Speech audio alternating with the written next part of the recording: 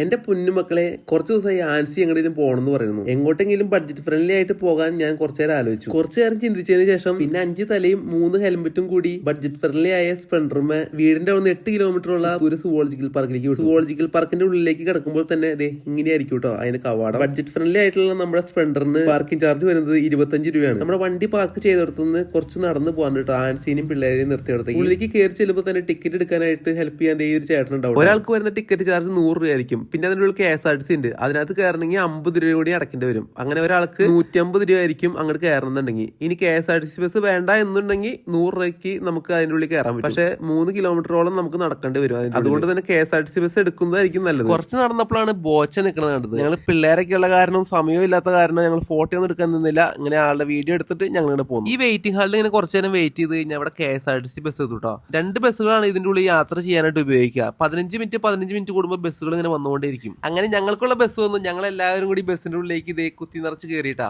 അങ്ങനെ ഞങ്ങളുടെ ഫസ്റ്റത്തെ പോയിന്റിന്റെ അവിടെ എത്തി. അവിടെ ഞങ്ങൾ എല്ലാവരും കൂടി ഇറങ്ങി നടന്നു. ആകെ കൂടി കാണാനുള്ളത് കുറച്ച് ക്ഷീണിച്ച കുരങ്ങന്മാര്, പുലി, കടുവ, മാൻ, കുറച്ച് പക്ഷികൾ. അധികം മൃഗങ്ങളും പക്ഷികളും ഒന്നും ഇല്ലാത്ത കാരണം നമുക്ക് ഏകദേശം 1 മണിക്കൂർ 1.5 മണിക്കൂർ കൊണ്ട് നമുക്ക് ചുറ്റടിച്ച് വരാൻ സാധിക്കും. തിരിച്ച് നമ്മൾ വന്ന പോയിന്റിലേക്ക് പോകാനായിട്ട് അവസാനത്തെ പോയിന്റിന്റെ അവിടെ നിന്ന് KSRTC ബസ്സിന് വേണ്ടിയിട്ട് ഞങ്ങൾ വെയിറ്റ് ചെയ്യാട്ടോ. ഓരോ KSRTC ബസ്സൊക്കെ പോണത് കുത്തി നിറച്ചൊക്കെയാണ് പോണത്. തിരിച്ചു പോകാനുള്ള തിരക്ക് ഭയങ്കര തിരക്കായിരുന്നു. തമിഴ്നാട്ടിൽ നിന്ന് ഏകദേശം 10-16 ടൂറിസ്റ്റ് ബസ്സിനുള്ള സ്കൂളുകളിലുള്ള പിള്ളേരുണ്ട്. ആ ലാസ്റ്റത്തെ തിരക്ക് കണ്ടപ്പോൾ തോന്നി എന്തായാലും 50 രൂപ മേടിക്കണതല്ലേ, 2-3 ബസ്സും കൂടിയും കൂടുതലുണ്ടായിരുന്നു. തിക്കും തിരക്കില്ലാണ്ട് പോവായിരുന്നു. ഇതെല്ലാം കണ്ടിറങ്ങി പിള്ളേരോട് ഇവിടെ ഇഷ്ടമായോ എന്ന് ചോദിച്ചപ്പോൾ അവരുടെ അഭിപ്രായമാണ് ദേ കേൾക്കണത്. സുവോളജിക്കൽ പാർക്ക് ഇഷ്ടപ്പെട്ടില്ലേ? ഇഷ്ടപ്പെട്ടില്ലേ?